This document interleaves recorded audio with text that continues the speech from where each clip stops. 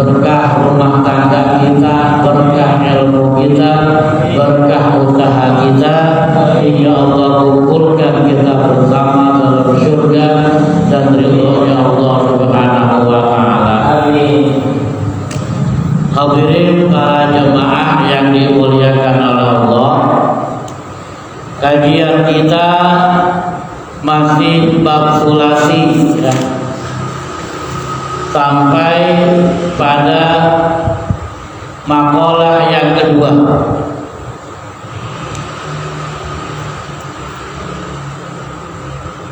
Wal maqalatu tsaniyatu, dan makalah yang kedua, An Abi Bakr Siddiq radhiyallahu anhu, salasun la tudraku bisalasin, al-ghina bil muna wasyababu bil hisabi wasihhatu bil adwiyati. Bapak para jemaah, jadi makalah yang kedua ini dari Sayyidina Abu Bakar Siddiq radhiyallahu anhu. Siapa Sayyidina Abu Bakar Siddiq? Beliau adalah sahabat Rasulullah sallallahu alaihi wasallam, sekaligus mertua daripada Rasulullah sallallahu alaihi wasallam. Apa kata Abu Bakar Siddiq? Salasun la tudraku bisalasin. Ada 3 hal yang tidak mungkin bisa dicapai, 3 hal ini dengan 3 hal yang lain gitu. Artinya begini, salah satu isolin la tudlaku bisalasati asya. Ada 3 makom, 3 derajat yang mana tidak bisa dicapai ketiga-tiganya ini dengan 3 hal, 3 perkara. Apa itu? Yang pertama, al-ghina bil muna. Kekayaan tidak bisa dicapai bil muna, dengan lamuna, dengan khayalan. Kalau ditanya pengen kaya, pengen, kan begitu ya. Setiap orang pasti terjawab pengen, ya kaya lah pengen. Tapi kerja cuma ngelamun aja, tiap hari kerja kagak, usaha kagak, ngelamun gitu, nggak bisa dicapai al-ghina bil muna. Nggak akan bisa dicapai itu kekayaan bil muna hanya dengan lamunan saja.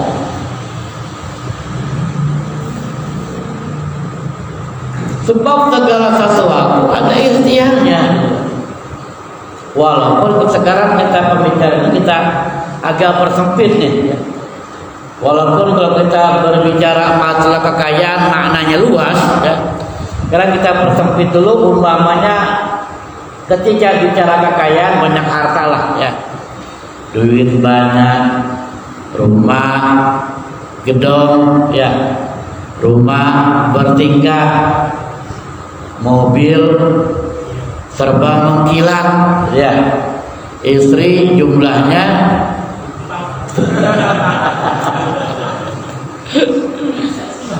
kita persempit dulu mana kayanya dulu ya.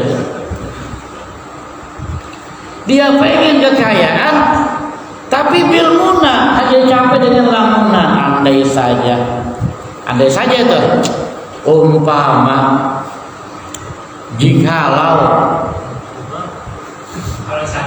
kalau saja saya punya duit 1 miliar, Pokoknya Ustaz Khalil saya bagi 1 miliar semua. Ada yang nanya, buat ente mana? Gampang saya mah, berkhayal lagi aja. Khayal lagi. Aduh. Jadi nggak bisa dicapai. Hanya dengan khayalan. Hidup adalah merupakan perjuangan, bukan khayalan. Agama mengajarkan kita kasab, mengajarkan kita usaha, walaupun yang nama kaya ini dijelaskan oleh Imam Nawawi di sini ya, bahwa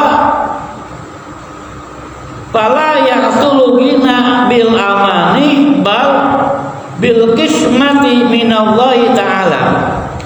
Maka tidak akan berhasil kekayaan itu dicapai bil amani, hanya dengan mengandai-andai ya, hanya dengan mengharap melamun, bal bil qismati minallahi, tetapi kekayaannya merupakan bagian dari Allah Subhanahu wa taala. Di bagian dari Allah. Begini Pak, ada orang kaya karena faktor keturunan. Ya, kerja kagak, usaha kagak, karena bapaknya orang kaya, gitu. Orang tuanya orang kaya, anaknya cuma atu-atunya, orang tuanya meninggal dunia, itu harta kemana jatuhnya? Ke anak. Itu bagian dia, itu bagian dia. Bil qismatillah, karena itu bagian Allah gitu loh. Jangan sirik gitu loh. Emang bagian dia yang keturunan orang kaya, maka langsung kaya, nggak harus kaya surga. Umpamanya saya bisa aja ngomong, saya juga orang kaya dulu, keturunan saya tuh ya, kakek buyut itu kaya sampai 7 turunan, hartanya nggak habis untuk 7 turunan. Cuman saya keturunan ke-8 gitu. Ya susah juga kita, bukan bagian kita. Ya bukan bagian kita. Kayak ini merupakan bagian dari Allah. Kau Ustaz, kayak itu karena memang dikejar kita bekerja. Oke. Kalau memang dia ada bagiannya bekerja siang malam dia tuh memperoleh kekayaan, ya ada yang seperti itu. Itu bagian dia. Tapi enggak semua orang bekerja mendapatkan kekayaan. Betul nggak? Ada orang kaya karena memang dia giat bekerja, giat berusaha. Betul. Karena ada bagian dia. Sebab apa? Nyatanya berapa banyak orang kerja siang malam, ya, pergi pagi pulang malam, pergi malam pulang malam, gitu. Paham nggak? Kalau pergi pagi pulang sore biasa itu. Ya. Ini pergi malam pulang malam. Berangkat matahari belum terbit, pulang matahari terbenam gitu. Tapi nggak kaya gitu. Paham nggak? Kenapa? Emang bukan bagian dia kaya? Jadi kayaknya bagian Allah, cuma bukan berarti kita pesimis. Nah kalau begitu, katanya kaya merupakan bagian Allah. Udah gua diem aja di rumah. Kalau yang bagian gua kaya, ya nanti gua kaya juga. Lah kaya dari mana? Mak miskin, bapak miskin. Gak mau kerja, gak mau usaha. Umpamanya begitu Pak. Ya. Yang pasti hikmahnya, Islam adalah merupakan agama yang mengajarkan buat umatnya ini bukan generasi penghayal, bukan mengajarkan umat itu hanya banyak melamun, mengandai-andai. Islam mengajarkan kepada kita, faiza qudiyatis shalah fantashiru fil ardh wabtaghu min fadlillah. Apabila sholat sudah dikerjakan, sholat sudah dilaksanakan, fantashiru fil ardh, bertebaran di muka bumi, wabtaghu min fadlillah, cari karunia Allah. Artinya usuli dan usaha berkaitan. Paham nggak? Ini bahasa kampung ini. Usolli usaha kan begitu. Tapi dengan ayat ini dia betul berkaitan. Tunaikan dulu sholat, artinya usolli dulu gitu. Udah usolli, fantashiru fil ardi wabtaghu min fadillah, baru usaha. Yang dagang kembali dia ke tokonya, yang kerja dia kembali ke tempat pekerjaannya, yang bisnis dia kembali lanjutkan bisnisnya. Di antara usolli usaha saling keterkaitan, Islam mengajarkannya. Bukan agamanya orang-orang pemalas, hanya duduk diam dan menghitung jikalau umpama andai kata misalnya, nggak bisa kata yang dicapai dengan hayalan-hayalan. Kudu ikhtiar. Wabtaghu min fadlillah, cari karunia Allah. Setelah sholat dikerjakan, bertebaran ke muka bumi. Ikhtiar, usaha cari karunia Allah. Cuma nanti kembali agama mengajarkan, setelah seringnya berulang-ulang saya sampaikan, setelah kita berikhtiar, setelah kita berusaha, baru kembalikan itu kepada Allah Subhanahu wa ta'ala. Apakah usaha kita berhasil dengan baik? Apakah usaha kita berhasil dengan hasil yang kurang baik? Nanti kembalikan hasilnya baru kepada Allah. Yang penting ikhtiar dulu, usaha. Cuma secara logika orang kalau yang namanya udah giat bekerja gitu Pak ya. Secara logika orang udah berikhtiar, berusaha, maka ilokan dia nggak punya apa-apa. Pasti ada rezekinya, yang penting rezeki itu kan kita pahami tidak akan pernah tertukar buat hamba-hambanya Allah. Bahasa yang sering kita dengar itu, barangkali kita tidak tahu rezeki kita ada di mana, tapi kita yakin rezeki tahu ada kita berada di mana. Itu bukan berarti kita ingin memperoleh kekayaan dengan hanya bil munah, dengan lamunan-lamunan. Gak bisa dicapai.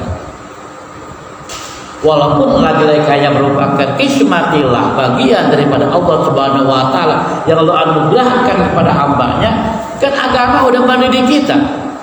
Ketika kita Allah takdirkan, dijadikan kita menjadi orang yang kaya, kita punya kendaraan syukur untuk ibadah kepada Allah Subhanahu wa ta'ala. Ini masih bicara sempit nih ya, masih kaya kita bicara bentuknya materi.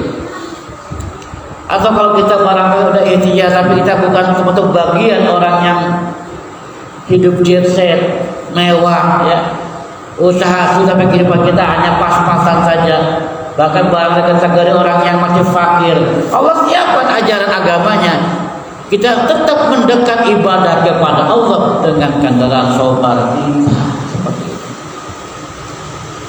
Para jemaah yang dimuliakan Allah Subhanahu wa ta'ala, apalagi kalau kita bicara kekayaan yang lebih luas, hakikatnya kekayaan bukan hanya berbentuk materi, bukan berbentuk harta, kesehatan, ya, pengalaman, ilmu, pengetahuan, anak-anak yang soleh-soleha, istri yang baik, itu bagian kekayaan yang Allah berikan kepada kita.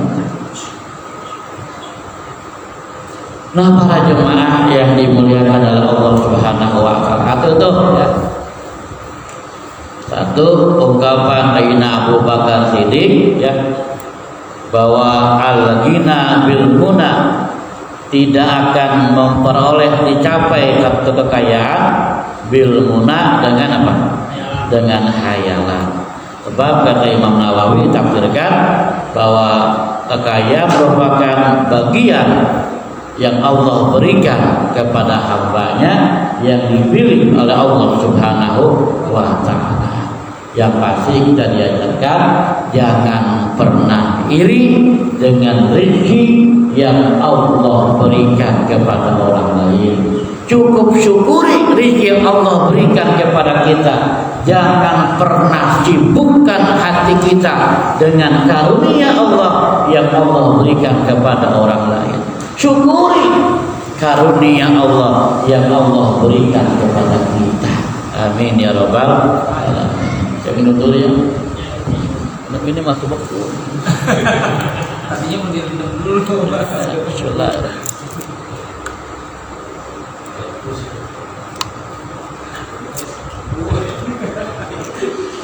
Satu itu ya. Selanjutnya yang kedua, kata Sayyidina Abu Bakar Siddiq wasyabahu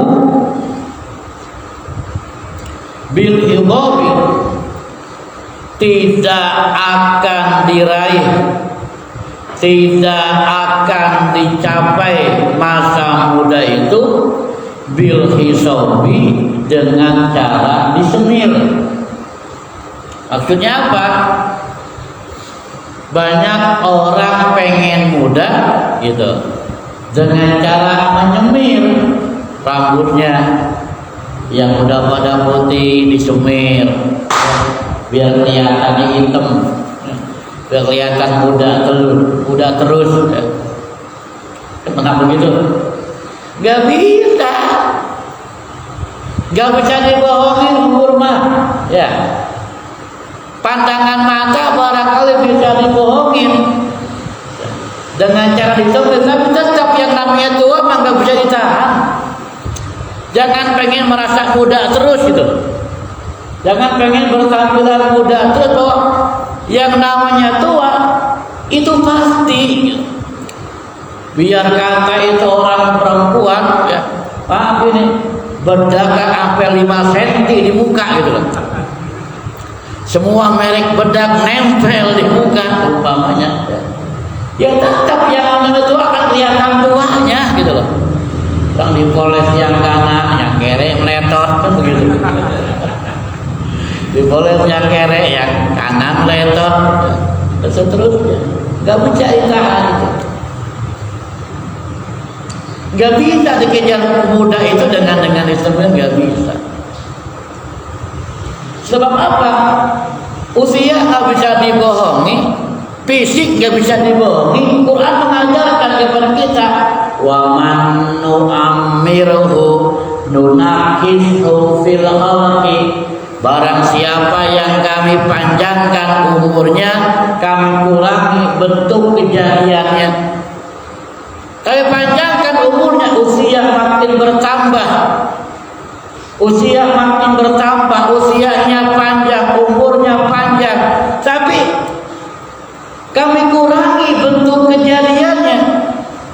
Coba lihatin deh, kita lagi masih muda, maaf 1000 kali maaf, saya lagi masih muda, baca gak pakai kacamata pak, kelihatan pak, ngaca jelas, lagi masih muda gitu loh. Usia bertambah, sekarang udah kepala 5. Maaf deh kalau baca kita begini nggak pakai kacamata, nyeglem pak udah, numpuk hurufnya kelihatan gitu. Betul pak, nggak bisa dibohongi. Dipanjangkan umurnya, dikurangi bentuk kejadian. Artinya apa? Penglihatannya dikurangi sudah. Nggak kelihatan kalau nggak pakai kacamata. Kenapa? Penglihatan, bentuk kejadian penglihatan yang nyata, yang jelas itu dikurangi.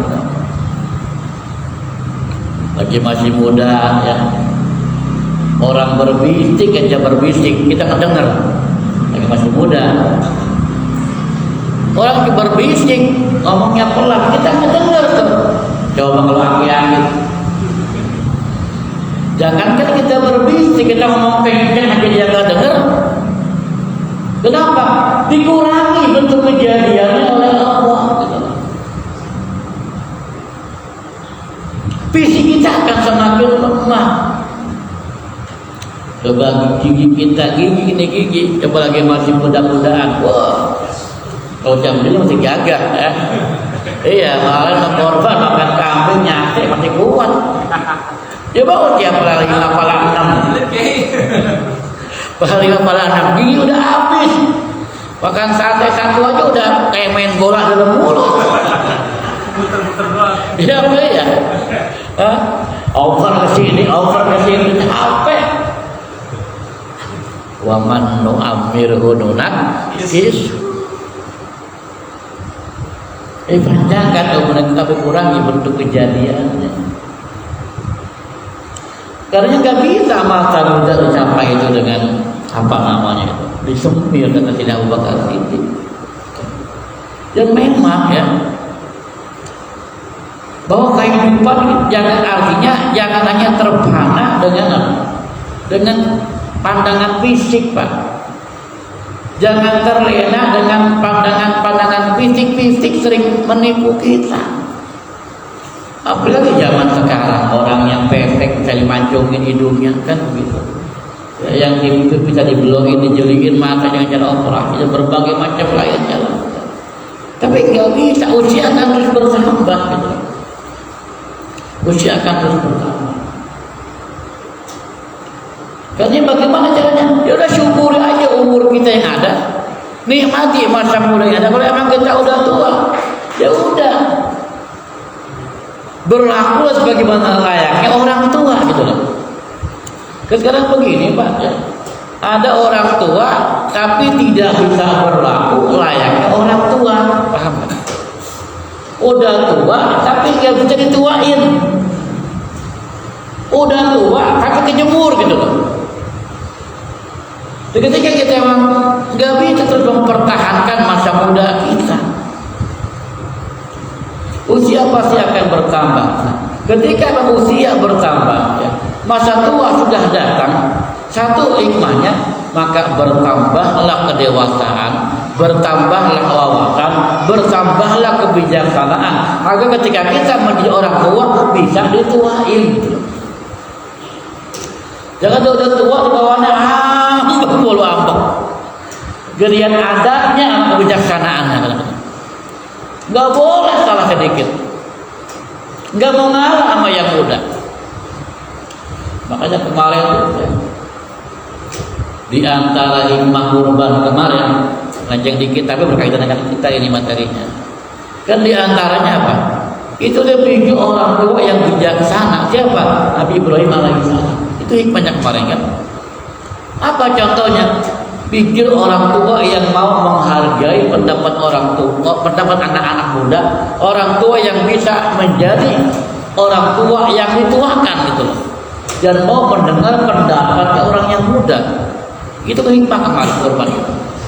Ketika Nabi Ibrahim diperintahkan, apa kata untuk menyembelih anaknya? Apa kata beliau? Ya bunayya inni ara fil manami an yadbahuka fanjur madza tara. Wahai anakku, aku diperintahkan oleh Allah dalam mimpi untuk menyembelihmu. Fanjur madza tara, bagaimana pendapatmu? Coba lihat lebar sini. Beliau sebagai nabi, Pak. Beliau yakin itu perintah Allah. Beliau sebagai nabi itu yakin itu instruksi dari Allah untuk menyembelih anaknya. Bisa saja langsung bagi Ibrahim Ismail dipotong, disembelih, bisa saja. Beliau orang tua yakin itu perintah Allah, tapi tidak, gak main langsung sembelih aja, tetap diajak bicara. Panjur madza, bagaimana pendapatmu? Tetap dimintakan pendapat gitu. Gak mentah-mentah, ini dia perintah Allah ini, langsung sembelih. Terus enggak begitu. Tetap diajak musyawarah, diajak diskusi, dimintakan pendapatnya. Panjur madza tara, bagaimana pendapatmu? Itu kata Nabi Ibrahim kepada Ismail. Nah, kita nggak bahas kurbannya, tapi pesan moralnya buat kita. Kita butuh orang tua yang semacam ini, Ustaz. Kita butuh orang tua yang gak ngegedein ambaknya sendiri, pengen pendapatnya sendiri yang dipakai tanpa mau mendengarkan pendapatnya anak-anak yang muda. Kita butuh orang tua semacam ini yang mau mendengar, menerima pendapat orang lain walaupun pendapat orang yang masih muda. Itu diantara hikmah kurban kemarin. Kembali ke kajian kita.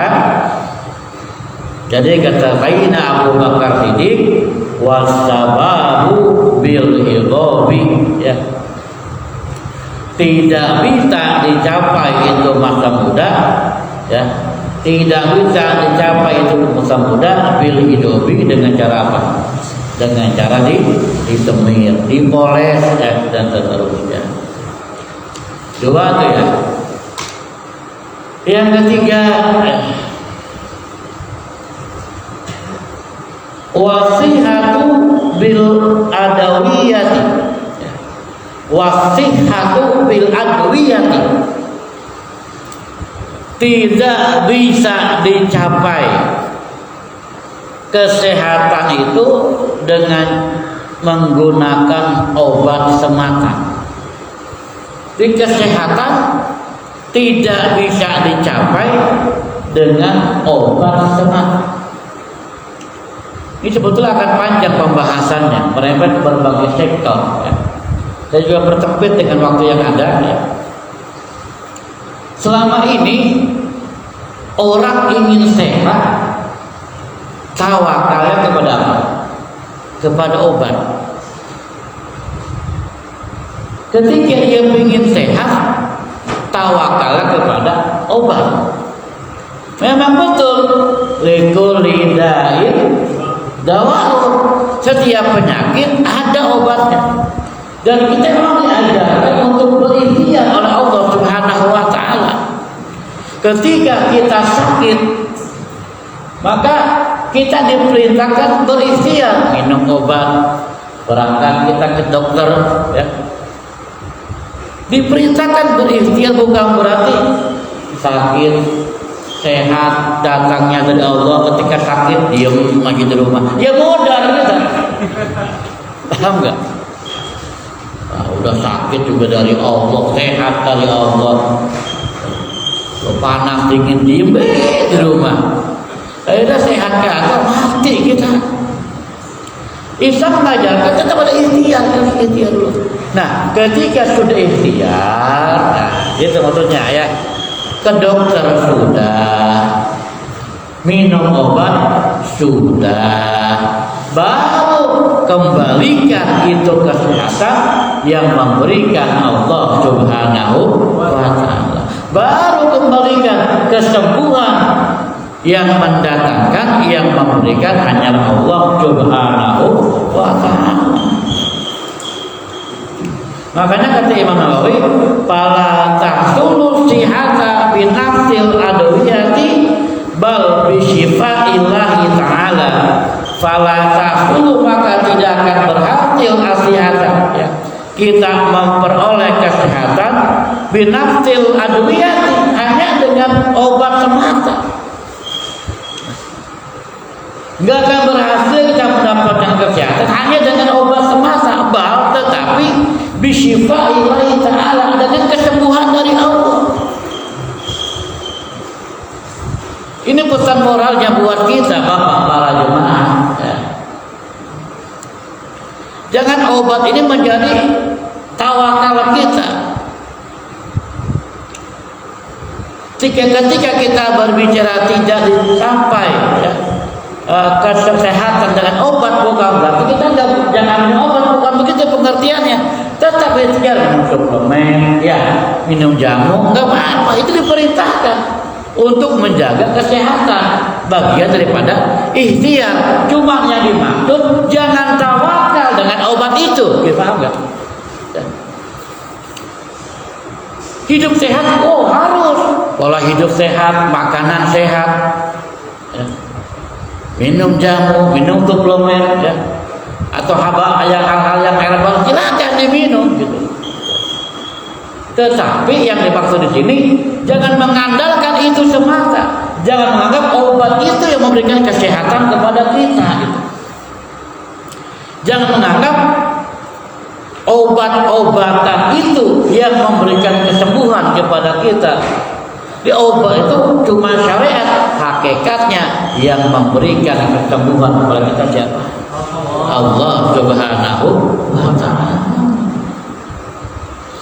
Jadi itu yang ketiga, wasiyatu bil adwiyah, tidak akan dicapai kesehatan itu kata Sayyidina Abu Bakar Siddiq, bil adwiyati, hanya dengan obat semata. Baik kesehatan jasmani, apalagi kesehatan rohani, gitu loh. Kita kan perlu sehat jasmani, perlu sehat rohani. Kita ini manusia, Pak, ada jasmani, ada rohani. Jasmani kita butuh makan, butuh suplemen, dan rohani kita juga butuh suplemen, butuh makan. Jasmani kita butuh makan, makannya mana? Yang halalan, thayyibah. Bukan hanya halal, Pak, yang thayyibah pun mengajarkan. Silakan makan, silakan minum, tapi yang mana? Yang halalan, thayyibah, halal dan baik. Kalau halal saja, tetapi tidak thayyibah, ini nggak akan bikin kita sehat. Contoh, daging kemarin keluar banyak kita, halal nggak, Pak? Halal nggak? Halal. Tapi maaf, bagi orang yang kolesterol, darah tinggi, jangan banyak-banyak. Kenapa? Nggak thayyibah buat dia, paham nggak? Ya kita yang bukan hanya yang halal, yang thayyibah. Kita kalau makan sayur nggak pakai garam enak? Kagak. Udah ada asin-asinnya. Tapi maaf, bagi orang yang darah tinggi, garam itu halalan tapi tidak thayyibah. Artinya bagaimana kita ini menjaga makanan untuk sehat jasmani kita? Pertama harus halalan thayyibah. Halal tapi yang baik. Umbi-umbian halal. Ya. Tapi buat mereka yang kena urat asam apa? Iya itu ya. Ya kadang-kadang pada begitu, darah pada tinggi ya, kencing pada manis, urat pada asam. Ya kan umbi-umbian halal. Mereka yang kena astagfirullah nggak thayyibah. Ya keras kalau coba-coba. Kacang-kacangan begitu kan. Nah, satu tuh. Islam tetap mengajarkan jaga kesehatan kita dengan apa? Makan yang halalan thayyibah. Badan kita perlu konsumsi, perlu makan, perlu suplemen. Baik halal, zatnya dan jenisnya gitu loh. Nah, rohani kita juga perlu makan, perlu suplemen, perlu sehat. Jangan sampai jasmaninya sehat, rohaninya sakit. Apa obat buat rohani kita? Kan begitu, Pak. Apa makanan buat rohani kita? Apa makanan suplemen buat rohani? Tadi ngaji begini, baca Quran, ya. Duduk di majlis zikir, duduk di majlis ilmu, mengamalkan pengajian semacam ini. Ini bagian kita kasih makan rohani kita, gitu. Supaya rohani kita enggak sakit, supaya Allah berikan kesembuhan buat rohani kita. Kalau memang ada penyakit dalam rohani kita, apa penyakit rohani kita? Sombong, ujub, takabur, ya, deging dan lain sebagainya, pelit. Itu kan bagian penyakit rohani. Keras hati, nggak mendengar nasihat, diobati, dikonsumsi dengan cara apa? Duduk di majlis zikir, duduk di majlis ilmu, duduk di majlis ta'lim, baca Quran, zikir dan lain sebagainya. Banyak sujud kepada Allah. Itu kan bagian konsumsi daripada rohani kita. Supaya apa? Supaya jasmani kita sehat, rohani kita sehat. Beberapa banyak orang jasmaninya sehat, tapi rohaninya sakit. Badan gagah, sehat wal jag, ya. Tapi kalau ngomongin orang udah habis, orang kudu dibahas sama dia. Hatinya daging, ada orang dapat nikmat, dari kompor kemana-mana. Ya. Itu tadi badannya sehat, rohaninya sakit. Atau badannya sehat tapi hatinya resah, jiwanya gelisah, nggak ada ketenangan, rohaninya sakit, perlu suplemen gitu loh. Di mana obatnya? Ya di majlis zikir, ya banyak-banyak wirid, mengingat Allah dan seterusnya. Nah, kembali para jemaah dengan kajian kita, kita simpulkan bersama sobat kita.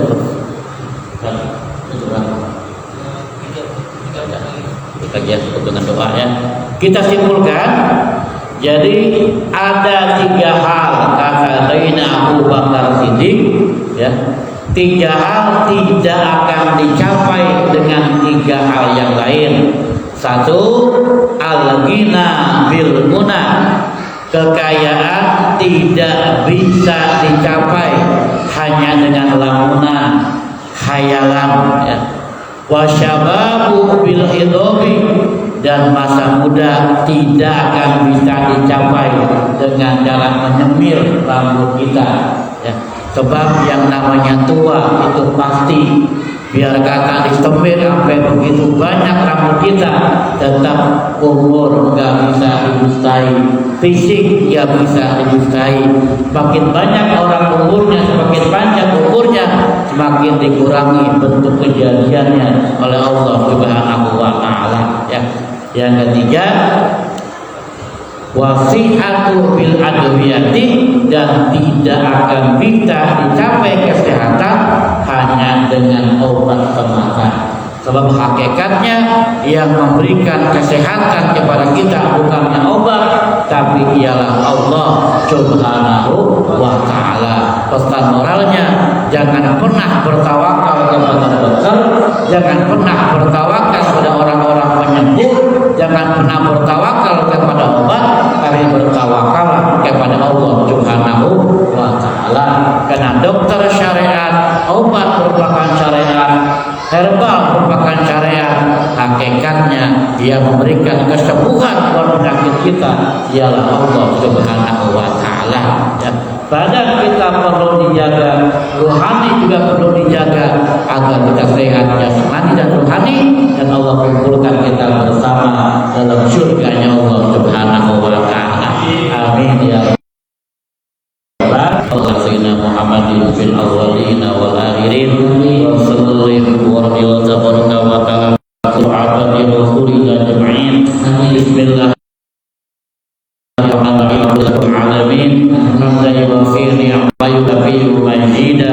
Ya Rabbana lakal hamdu kama yanbaghi karim 'azimi sultanik. Allahumma shalli ala sayyidina Muhammad wa ala ali sayyidina Muhammad. Allahumma ij'al jamana hadza jam'an marhuman wa tafarraqna min ba'dihi tafarraqan ma'suman.